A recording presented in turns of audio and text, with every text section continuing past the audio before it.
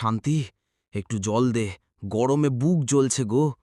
এই নে রামু, তুই এত রোদে গিয়েছিলি কেন? শরীরটাকে তো আর লোহা বানায়নি বাবা ঈশ্বর। কি করব বল, কাজ না করতে পেট চলবে কেমনে? মোড়লের জমিতে চাষের কাজটা পাই কিনা দেখতে গেছিলাম। মোড়ল আবার দেবে বুঝি? গতবার তো বলেছিল গরিব লোকের হাতে জমি দিলে ফলন নষ্ট হয়। হ্যাঁ, কিন্তু এবারে বলল যদি বাকি দিন রোজ সকালে চাষ করি আর দুপুরে বাড়িতে গরু খুঁটি বাঁধি তবে আধখানা জমি দেবে। সত্যি? তাহলে তো ভালোই খবর। তবে শরীর সামলায় চলিস, তোর শরীরটা একটাই রে। তোর মুখের হাসিই আমার শক্তি।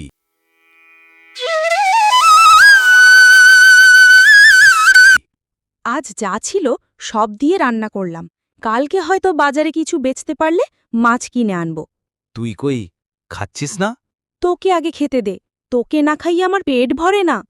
এই জন্যই তো তোকে বউ করে এনেছিলাম শান্তি। তোকে পেয়ে আমি ধনী। ভগবান, আমার স্বামীকে সুস্থ রাখো। দিনভর খেটে শরীর ভাঙছে, তাও কিছুমাত্র অভিযোগ করে না। শুধু আমায় একটু হাসি মুখে দেখে বাঁচেও। তুই জানিস শান্তি, আজ মোড়ল আমাকে সামনে দাঁড় করিয়ে বলল রামুর মতো লোকই দরকার আমার জমিতে। তা শুনে কেমন লাগলো?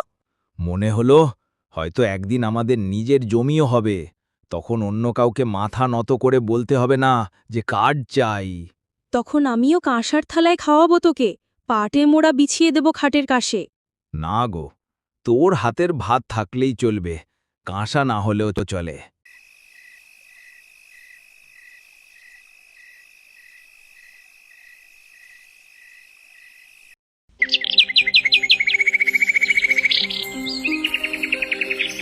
শুনছিস, চালটা আবার ফুটো হয়ে গেছে রে, জল পড়ছে বিছানায়।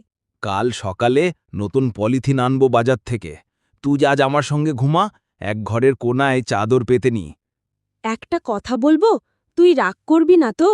বলো না গো শান্তি, তোর মুখে কথা শুনলেই মনে হয় জীবনটা এখনো সুন্দর। আমি মা হতে চলেছি রে। সত্যি গো, সত্যি? তুই তুই আমায় বাবা হতে দিচ্ছিস? আমার গরিব সংসারে এত বড় আশীর্বাদ এলো।